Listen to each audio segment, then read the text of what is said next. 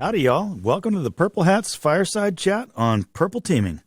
With us today is Gabe Lawrence and Ben Opel. Gabe, tell us a little bit about yourself real quick. Great. Thanks, Allan. I'm Gabe Lawrence. I am the General Manager of Cybersecurity Protection at Toyota Motor North America.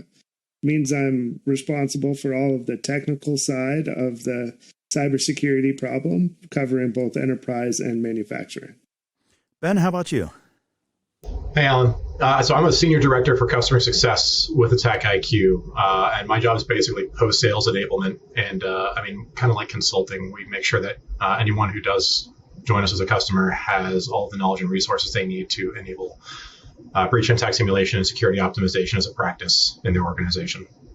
All right. And for those who don't know me, I'm the host of the Cyber Ranch podcast, and I'm going to walk Gabe and Ben through a series of questions about purple teaming. Why don't we dive in and get started? So, Gabe, I'll start with you. When we say purple teaming, we're talking about more than just red plus blue. What's the difference between purple teaming and red plus blue? Yeah, so from my perspective, it's really about a extremely tight integration between the different groups. So it's not red does something and then blue tries to find it.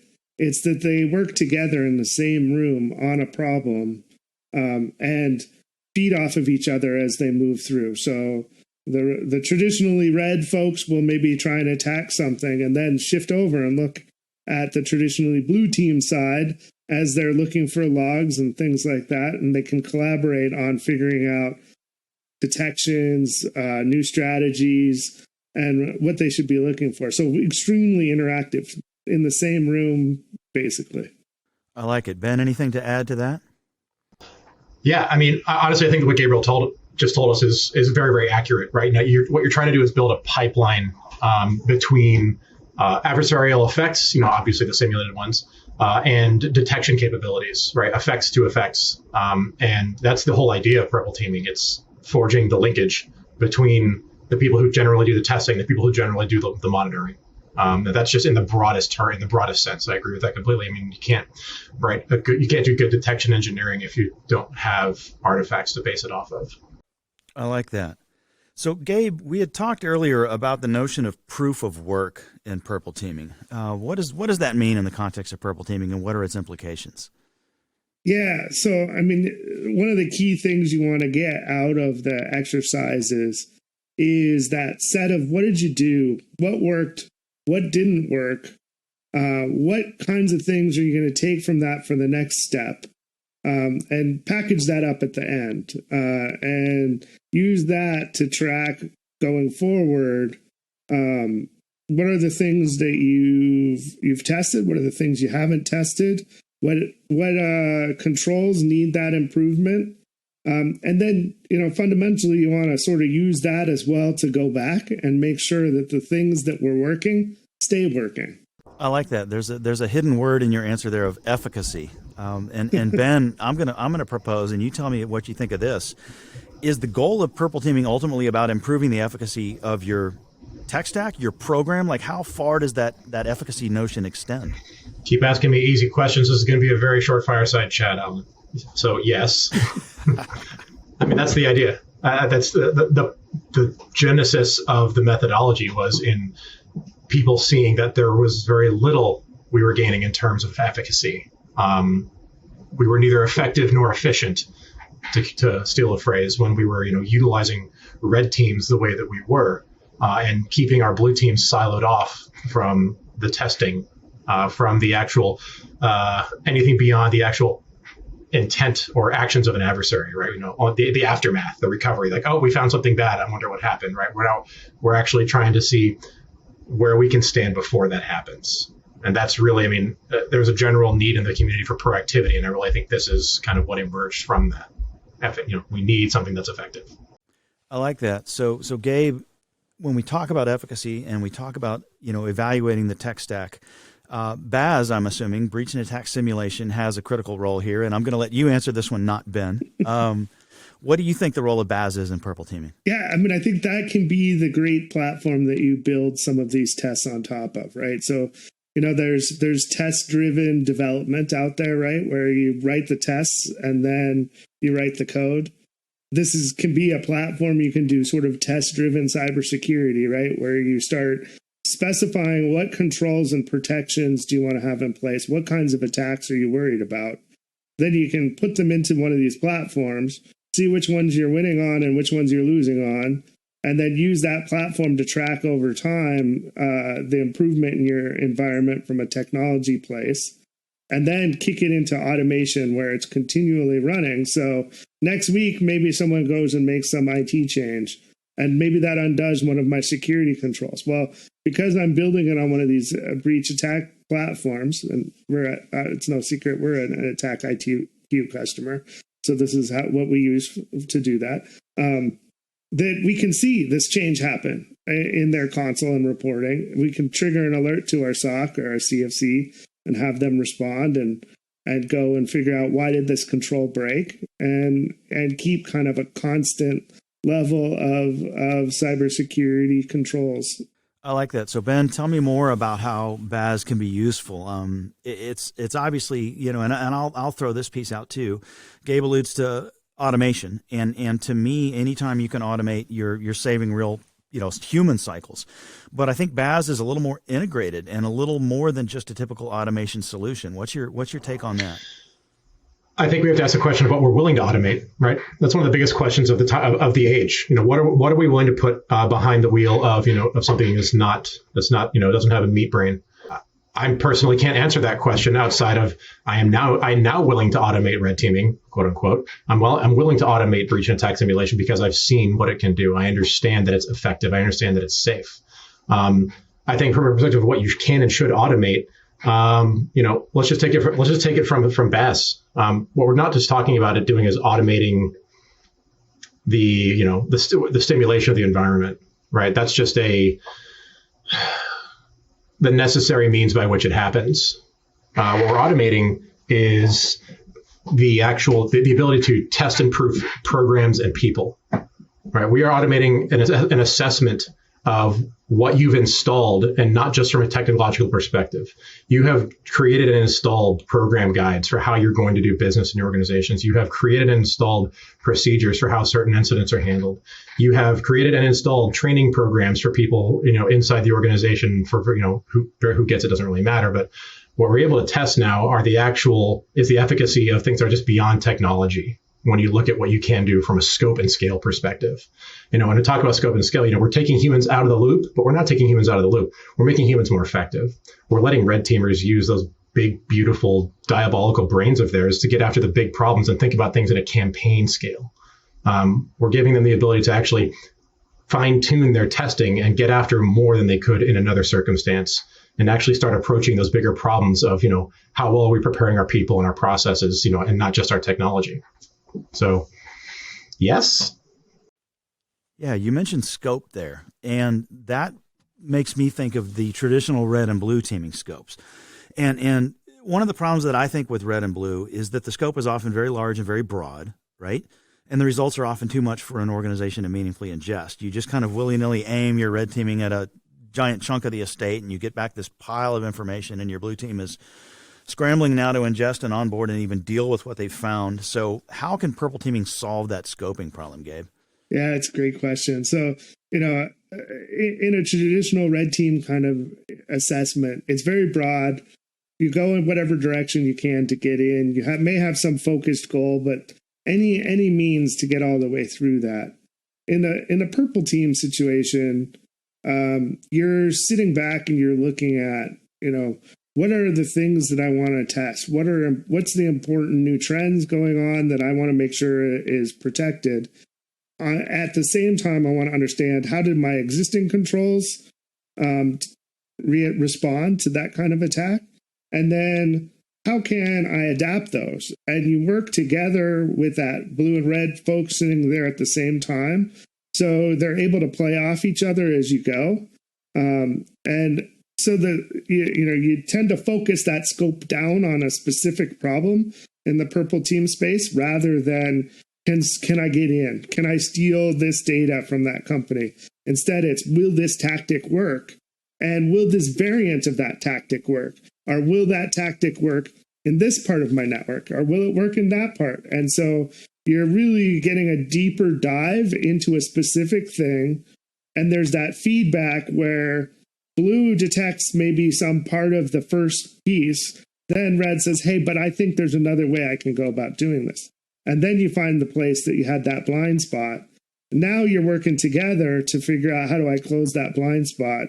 And you'll find we did a DLP purple team a couple of weeks ago, and it was a second. We've talked, I think, on the last podcast, we talked a little bit about this that we did together before, Alan. So you remember that. We've gone back now and focused it. And they found about 17 different ways they were going about stuff, built out a matrix, and said, there are these two areas that we still have a gap in. And so now we have work going on to close those two gaps, but the rest of the thing was covered. And so we've got this really great artifact, and it was from the back and forth between the two teams that we were able to get to this place where there were a whole bunch of different tactics tested. And we now have a very good understanding of both the positive controls we have in place and the opportunities for addressing. That sounds like a fantastic proof of concept for that scoping idea. And it ties into, I guess there's another benefit here, which is continuous output. I think the classic red versus blue, it's not so much about output as much as a giant load of information thrown over the fence, right? It's not a stream that can be managed and dealt with. How does the purple side give us continuous output? Ben, you want to tackle that one? Yeah. So the thing I like about purple methodology in terms of how we do get into kind of a continuous cycle of output is how it engages both the kind of the curiosity and the paranoia, like the good kind. I think it's called hypervigilance in InfoSec personnel, at least the good ones, because as you pull the right people into the same room, people like red teamers and blue teamers, they start to understand both the before and after of what they do and what's involved in the analytic processes and how the whole thing works, right?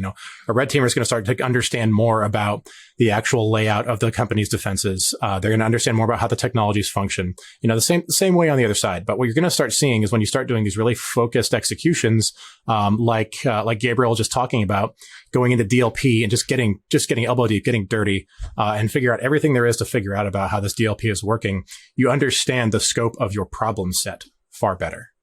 You start to understand the nuances that go into how it all works and how it does or does not protect you in the inevitable event that you get attacked.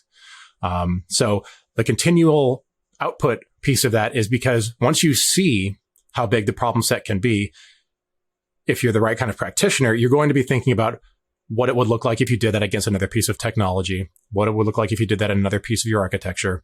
And you start laying out a continuous testing program, a testing program for that. It really does cover your entire architecture, because you start to see how the configurations can drift from, one day to the next, as Gabriel just said. And among other things. But I think really when you put people in the same room and you understand how things are working on both sides of the equation, you understand the problem set in a far more fulsome fashion. And that drives you to produce continuous output. I like it. So it's not just about continuous output. What you're really saying here too is that you've got more focused execution. And I think this goes back to what Gabe was saying about let's target DLP this cycle. What's your take on that focused execution piece that purple teaming offers us that red plus blue really doesn't give us? Well, I think it's a wonderful thing, right? And it does go back into how people start understanding the actual functionality of their tools.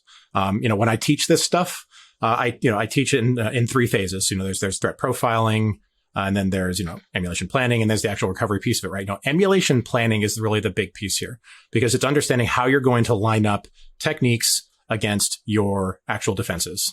And you can't have a good emulation plan. You can't, unless you really do have an idea of what's going to come out of it, right? And this comes out of my background from the military, right? We write things out in these things called master scenario event lists. And it's always like event, expected result, actual result, target, all that stuff, right? You know exactly what you think is going to happen. You know what you're going to do, and you're waiting to see what happens because you understand what should happen, right? And so they can get very, very focused in on minutia that way. But, I think when you line things up like this and you have these emulation plans that really do force you to think about the attacker and the defender, I teach these emulations plans to be able to be designed in any manner of ways. Like you can do it in a full scope. You can run down the entire MITRE ATT&CK framework. You can run down one tactic at a time. You can run down architecture components. Like, hey, I just want to do network. Hey, I just want to do host. Or hey, I want to do DLP, right? It can be by control.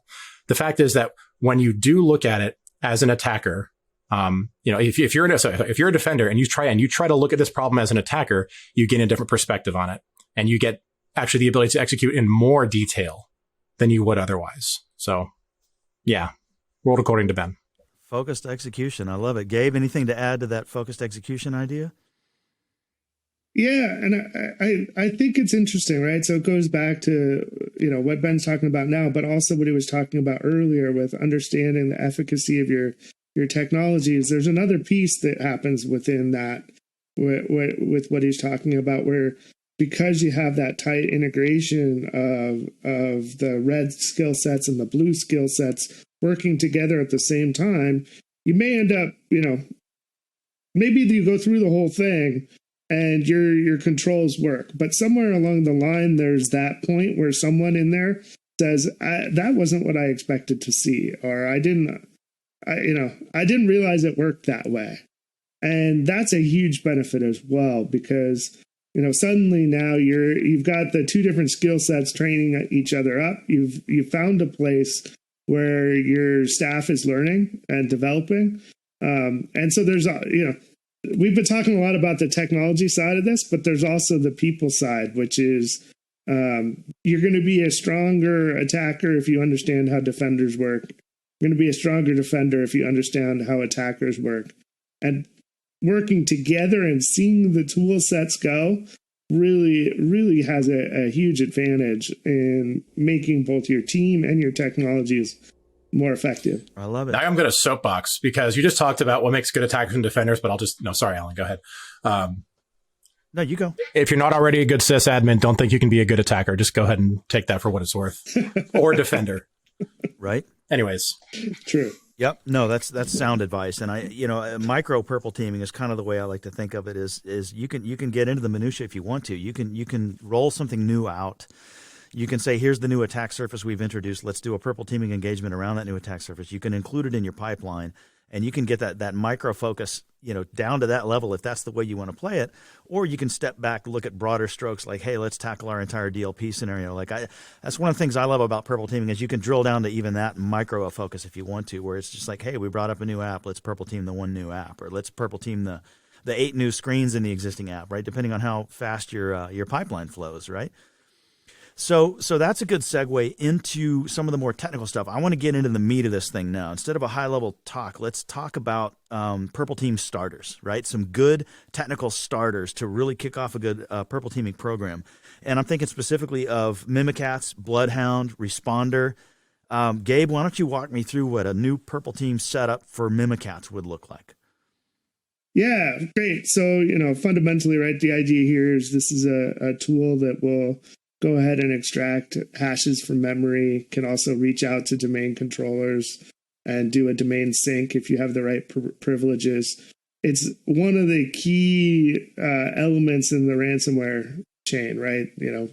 Grab creds, move sideways, get privileged access, right? So something that you'd want your both detection to be strong for and your teams both on red and blue to be extremely familiar with how the tool works. It's got a couple of different ways to work. So you can maybe want to just take the simple, can I see it running in my environment on a host, right? So here you're looking for do I have some way to see if a process is launched?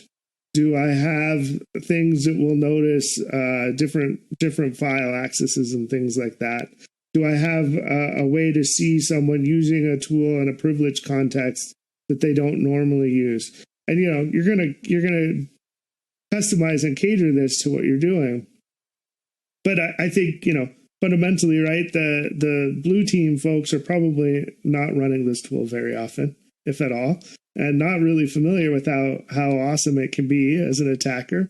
And I think the attackers may not be aware of all the different ways that you can see processes running in your environment and things that are going on. So when they sit down together and use it, you're going to come up with new ways of instrumenting for it, right? Like maybe a very, very, naive mechanism might be just look for the word Mimi running anywhere in your environment, right? Oddly enough, pretty effective, to be blunt. So many people don't rename any component of it. It's a difficult thing to rename, but important to rename it and do some of those changes if you're a real attacker. So once you've got that down, now you've got the red team thinking, all right, how do we get past the name thing? So now maybe they're compiling their own version of it with new names in it, and now maybe you're relying on some of your behavioral analysis on your endpoints to detect this, and looking at a different set of logs than just names of processes. Maybe you're moving into where did it run? What directories did this come from? Is it a new binary? Start looking for things like that, and going all the way through those processes. And each one of those things could actually be, a couple days long purple team exercise of trying different strategies, right? So you could do Mimikatz, just that one technology, for a couple weeks. Yep. So honestly, there's a good micro focus example. I love that. Ben, you got anything to add to the Mimikatz scenario? No, I mean, I really think you make a great point there, man. Like, detection engineering is a team sport. And if you're going to find out how to defend against something, you have to have a very intimate understanding of how it works, right? And what it looks like when it actually runs, and how and when it would be run. All of that's critical context to people on the blue team. If you want to detect it, you can't just look everywhere. You sorry to get at that. It's just like, we have to focus in on what's right and what's wrong, what's anomalous. How does this fit into our baseline, right? Because what you find online isn't always going to be true, not for you. Yep. Yeah. And then, so, like the next step, right, would be using Mimikatz to go after a domain controller and pull hashes off of that using DC sync, right? Which you're going to have to do this is a point where, things have already gone bad for you as an organization because they're running in an administrative context to be able to do that. But now you're factoring in a whole bunch of other disciplines that we didn't hit in the last one, right? Because it's a network connection. So you're not necessarily just looking at network or host-based logs. Sorry, you can look at network logs and say, wait a minute, this machine doesn't hit domain controllers like that. Do I have some anomaly detection I can start looking at, or other ways to go about instrumenting that? Yeah, like the whole idea of knowing what's coming and to be looking for it in a known safe context is huge. I mean, because what we're trying to, instead of trying to do a retrospective on everything and try to make some inferences about what this activity means, what this artifact means, what that packet means, and not really having a good time scale within which to conduct the analysis. Like, any forensicator is going to understand, like, a big timeline is that's where you start. That's not where you finish and get things done.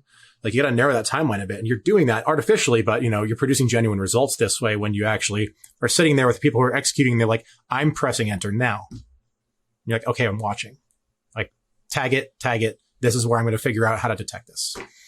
That's where the real magic happens. Yeah, because right when you do that, right, suddenly there's a log that you never knew was an indicator, and that pops up, and both red and blue are going to be like, "Whoa! I just saw something." Yeah, and now we're both getting better. Like, wow, amazing, mutual reinforcement. It's like we should have been friends all along. Red plus blue makes purple. All right. So how about Bloodhound? This is while we're on this roll with this level of detail. How about Bloodhound? What's a good example of purple teaming against Bloodhound? How about you, Gabe? Okay. Or Ben, you want to take that one? I mean, I think we can wrap. I mean, I love Bloodhound. Really, really great tool. Really fun for. Honestly, when I first used Bloodhound, I was like, oh, so this is how what they think hackers do. Right? They're like, oh, this is my way in. This is how I'm going to get in. Like, are you in, son? Yes, I'm always in. Like, what I mean, it's like, this is that map of like, this is how I'm going to get here. And I'm going to de-encrypt the firewall and all that stuff. That's what I thought when I saw it, because I thought this is how it always was done. Like, of course, you've got to have a path. You got to have a map. You got to know where you're going in this network. So I saw that and I thought it was really cool. Then I'm like, man, how does that work? And when I found out and said, okay, well, that should be detectable. And in many cases it is, but it's one of those tools that, for like, I'll get into it in a second. It's easy in some cases for it to hide in the noise, because it uses Windows native stuff. I mean, for instance, so one of the things Bloodhound's going to do when you run an ingester is going to do a global catalog enumeration, and that's going to generate a lot of traffic, a lot of traffic across your network, and it looks specific, but only if you're looking for it, because it's a whole bunch of, what is it? If you're not looking at the network traffic itself, I mean, you could be able to look for something like EID. Is it 5153, 5156? I want to get on Google right now, but I feel like that'd be cheating. Either way, it's a whole bunch. It's a whole bunch of these, because these are these inter-process communication requests that are allowed. And that's how these RPCs are how this global catalog enumeration is happening. So you can look for a whole bunch of these, and there's a Sigma rule for it, and I should have pulled it up. But you can look specifically for things for these packets or these event IDs with metadata tagging specific destination ports, and you can look at it as a function of how many source addresses are producing this traffic.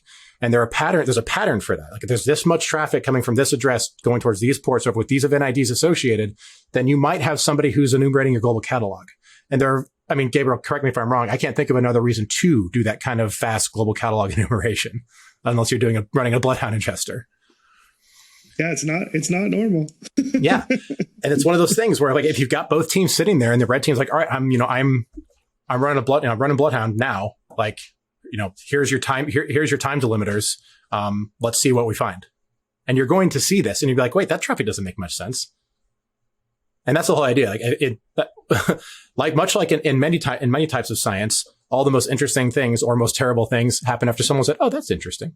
That's always the start, right? And then Gabriel has his concept of the evil bit, right? That every good red teamer and even the blue teamers should have that evil bit that they can flip and immediately start exploiting the system and thinking, "What if I do it this way?" Or "What happens if I don't give it the inputs it's looking for?" Or whatever that might be. So Gabe, how about Responder? Let's go through another example with Responder. Sure, yeah. So Responder, right, is a tool that finds a way to sit in between all kinds of network communications and grab credentials. It's fantastic. So it has a bunch of different strategies, including real old school layer 2 kind of network shenanigans, like MAC poisoning for a switch to get your gateway to, pretend to be the network gateway and get everybody to send your traffic there. That should be something that, shows up as a on the blue team side. The old is new again, right? Greetings, fellow hosts. And then, it'll lie about host names. So the multicast name resolution, it'll go out and say, "Hey, I'm your WPAD host," which any system that's set up to automatically find a web proxy, because everyone knows if I can't browse the web, the network is down, right? So the computers work really hard to make sure you can browse the web, and now you're in the middle again, and it will go ahead and set things up so that the client that it fools to talk through it will go ahead and do some kind of authentication event with a crackable token. And in fact, it put some answers in there to make cracking it easier. And it's a fantastic little tool for doing terrible shenanigans in your environment. It is also a thing that you need to be extremely careful with when you go ahead and do a purple team exercise here, because it is doing shenanigans that will change the flow of packets in your production network. And so, you got to be careful and figure out how you scope it so that you don't end up breaking things. But it is extremely important to look at these controls that are in place. That by default, your normal Windows machines will happily do a lot of communications that they shouldn't. And so by going through this tool, you're going to see pretty quickly things that you can immediately harden your environment with. And also, so there's some great network level monitoring that you can build on top of this. And really detect it, that will make life difficult for the standard pen test people that are out there, right? Because this has become kind of get in, run Responder, get domain admin, write a report. And if you have good controls in place, you're going to make those guys work a little bit harder, which is, I think, good all around. The pen test 101 playbook. All right, Ben, anything to add on Responder there? I think from a technical perspective, Gabriel really nailed it. I just love the idea of putting something in place yeah, that's going to teach you more than just one thing. Like running, emulating something that's going to teach you more than one thing. Like, look, emulating, running responder in a safe way, emulating actual adversary, but not being mean, right? It takes a lot of pre-planning if you're going to do it right without breaking stuff and pissing everyone off. And it takes an awful lot of analysis on part of your network interrogation guys to figure out what's going on with something like that. And that's exactly what I love about those kind of complex tools. And that's what I love about purple teaming, because you have these opportunities for people to understand the real nuts and bolts functionality of their own network as they try to figure out why something is doing what it shouldn't do. And on the subject of things doing what they shouldn't do, love the idea of the evil bit. I used to think there's a signature for somebody I worked with. There's an old RFC that, all hackers must have, all malicious packets must have the evil bit set, right? Running joke. There's an old RFC that says that. I just think that's funny, one. And two, I absolutely agree with you that there is a mindset for a good red teamer. They're devious, very lateral thinking. And they always look at people as puzzles to take apart, which is kind of just, a little bit weird if you think about it too hard, but those are the kind of people you want to hire for that job. Yeah, I want to credit Alex Gantman, who is the person who talked about the evil bit to me first. It's not my personal invention, so just have that out there. But it's fantastic. Yeah. It's definitely a thing, right? This idea of, when you think about, to your point earlier, you've got to be a good sysadmin to then become someone who can dig deep into what's going on the computers and become a good defender or an attacker, right? And part of that is, when do you stop, right? Like, some people will stop when the service is up and it's running. But is it running as good as it needs to be running? Will it stay running? And all of those kinds of things. You want those folks that take it to it's beyond it's up to it's working as well as it can be. And then how could it stop working? And how do I defend from that? And that's where you get to that evil bit place where you start thinking about, what are all the things that can go wrong and how do I stop that from happening? I was going to say my first approach to every system is to ask myself, what do they want me to do? And what am I now going to do that they didn't want me to do? Exactly. I mean, that should be the first approach for anybody with any of that red team, purple team kind of mindset is, what's the unexpected behavior on my part, right? That's where it starts for me. So for anybody who's listening who might get that, I call that the Lance Corporal effect. And if you get the joke, you get the joke. Sorry, go ahead. All right. So we talked a little bit earlier about people, not just technology, but people. The fact that purple teaming has, changes and implications for the people. And I guess, culturally, is there a benefit really for purple teaming with regards to how the teams interact with one another? And again, I'm talking about red plus blue versus purple. And I feel obliged to make my Barney the dinosaur joke. We call it purple because I love you, you love me, right? Yeah. Yeah. It's huge, right? Like, I have been very careful about where I will go work in the cybersecurity space because I want to learn, I want to interact. I love tearing things apart, figuring out how they work, putting them back together better, right? And what I've seen is our industry has become so siloed. So this person's job is this small box, and anything out of that box I hand to the next layer, and then they look at it and they hand it to the next layer, I understand you've got to do a little bit of that to scale. You have to have some of that to be able to execute on the tasks at hand. The floors do have to get swept, right? But at the same time, you've got to give your people a chance to grow, to learn, to see the big picture, advance without deciding to send their resume somewhere else. And so these kinds of activities allow you to take people out of their box, get them next to people they don't normally interact with, learn from them, bring new perspectives in. You get this really neat diversity of thought about how to attack and defend out of these activities. Everybody gets better. Your organization builds links. People then know, hey, this is a strange log. I know who to go ask about it because we did a purple team thing. And when we were doing it, Jason over there was doing something really interesting, and I bet he would look at this. Or Barbara's doing another thing with this. And it's like, now you have this thing where people are interacting across your team, and it's fantastic to see it happen. I also think that a lot of the siloing is an outgrowth of something that was good at one point, and it's kind of jumped the shark. And that's role-based access. I think RBAC is a great thing. I'm not advocating for going away from RBAC. However, I think we translated that idea, or at least that idea was kind of already in place, and then we let it become part of the technical infrastructure, into this idea that one person can only make so many decisions. And because in our world, it's because of security. Like, you don't want one person having all the keys to the kingdom. If you kind of zoom out, go into the corporate space, or kind of like the interpersonal space, which I know not many of us are all that comfortable with, except for you, Allan. You look like you do very well in conversations.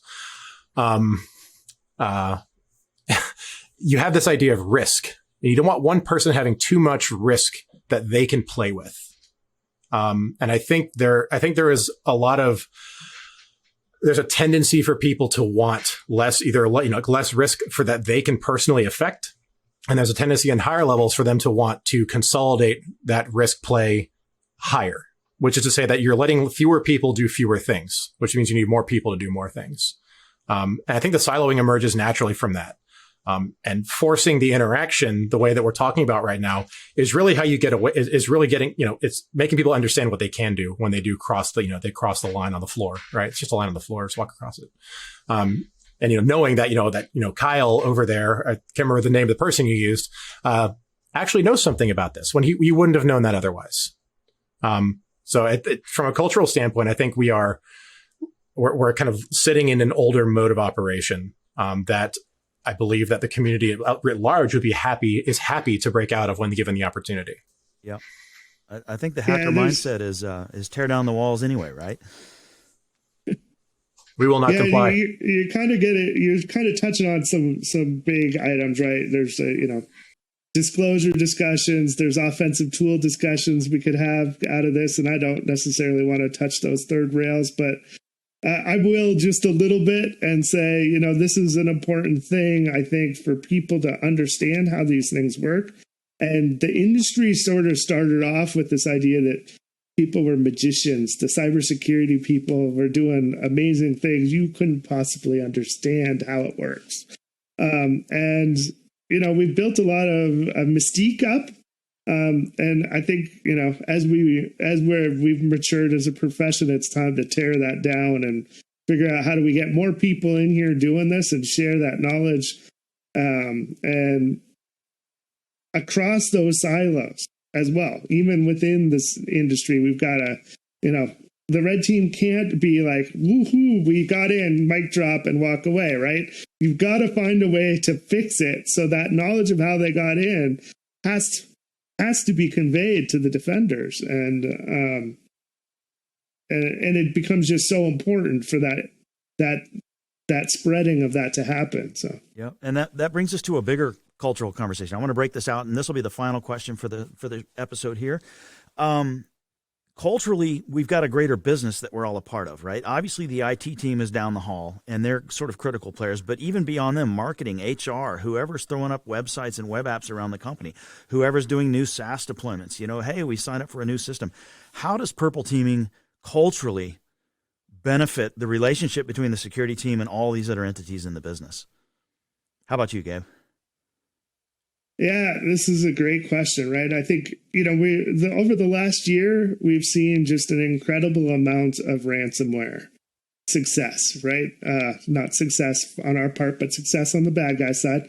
And, fundamentally, I think every one of those organizations had, at some point, someone in the key leadership roles in the business ask, are we good? Are we safe? Are we doing all the things we need to be doing?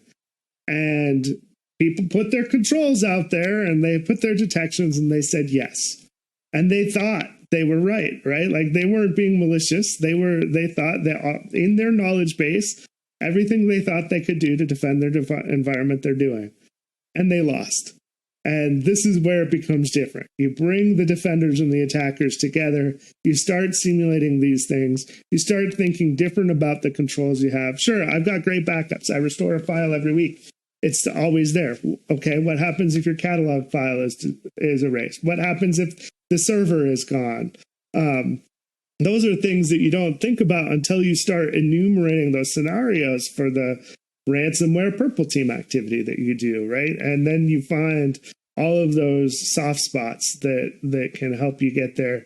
And you can turn around to the business and all of those other folks and be able to say, these are things we're here to help the business happen, right? Like a certain amount of security and quality and all of those things is necessary for anyone to go do business anywhere, right?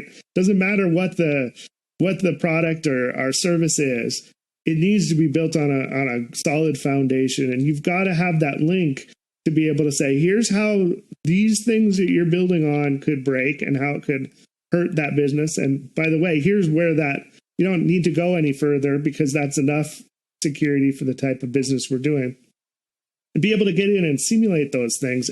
And, ultimately, once you've got really good, mature purple teams, it's time to bring them in too. You can start opening the eyes. You have HR seeing like, oh, wow, you can pull that off of file share. And, oh, wait, maybe we have an Excel spreadsheet with a bunch of people's data on there we shouldn't have put out there. Or, you have marketing seeing what happens with a website defacement and how easy it can be when it's set up improperly. And they become interested in not only, can I have this up tomorrow, but can it be secured tomorrow? Right? I love it. Ben, how about your thoughts on the greater cultural implications, stepping outside of security, even stepping outside of IT, the rest of the business? What do you have to add to Gabe's take on it? A lot to be said about storytelling in what we do. I did a recent talk, and I was talking about purple teaming and emulation planning as technical storytelling, because both to design a good emulation plan and to describe the risk of such a plan being actually run by a bad guy. It's a matter of are you a level 20 Bard or not? Because that's how you're going to get the effect that you need. Okay. And when I say that, I mean, for us looking outside of InfoSec and IT, we have to talk about things that other people care about. We just have to accept that. I learned that the hard way many times in a past life, may or may not have to do with why I'm not in that life anymore. Just kidding. But really, like talking to higher ups and talking to people outside of, the technical nerd cave means that you have to talk about risk. You have to talk about business outcomes. And, for instance, like my own wife works in marketing. And I want her to understand why certain things that are happening, with, things that they're doing on a website, things that they're doing, like very much like you were mentioning, why they're impactful. And every time I do, I'm like, what if somebody did this, this, and this, and they were able to do that? She's like, well, that would be really bad for us. I'm like, yeah, you're absolutely right, because you're a smart person. But, by the same token, you have to understand that, a simple chain of events can lead to that very bad thing happening. And for us, we have to be able to tell that story better.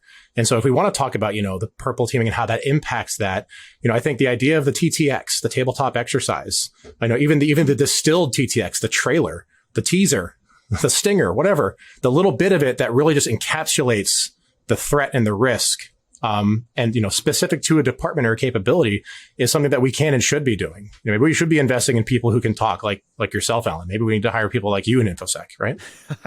Yeah, the storytelling aspects for sure. Very close to my heart. Undergrad degree in liberal arts. Big believer that storytelling is the main driver of everything we do in InfoSec, quite honestly. So you're definitely preaching to the choir with that one. So guys, we're just about out of time. Very quick, very brief. Any last thoughts to sort of close us out on purple teaming? I'll start with you, Gabe. Yeah, so I think it's something every organization should be beginning. The investment in the time it pays huge rewards. You can do it in small chunks. You don't have to convert everything. So you can really baby step your way into it, and you're going to get good benefits. Of course, I'm a firm believer that getting everyone talking to everyone makes you much stronger, but I think there's a lot of opportunity to get in and start. So go out and do it. I love it. Ben, how about you? I think the chance for people to get out there and make a point about about what's specific to them, what they are good at in InfoSec is a huge benefit to this process. It's in finding the ways to enable and accelerate all the people you have, and giving them the chance to get good, and provide and do good for the company while they're at it. So, 360 win. I don't know. Yep. I would add that it's not just about them getting to do what they're good at and fitting that into a greater architecture. It's about them learning what the other guys are good at too. There's so much inherent cross-training to me with purple teaming that I value that aspect of it as well. Absolutely agree. Well, gentlemen, Gabe Lawrence, Ben Opel, thank you so much for joining us here on our fireside chat. Thank you all in the audience, and y'all be good now. Take care. Thanks, y'all. Hope you all enjoyed that session. Before we hop into our next round, let's take another break. This one's sponsored by our friends at Microsoft. See you in a few.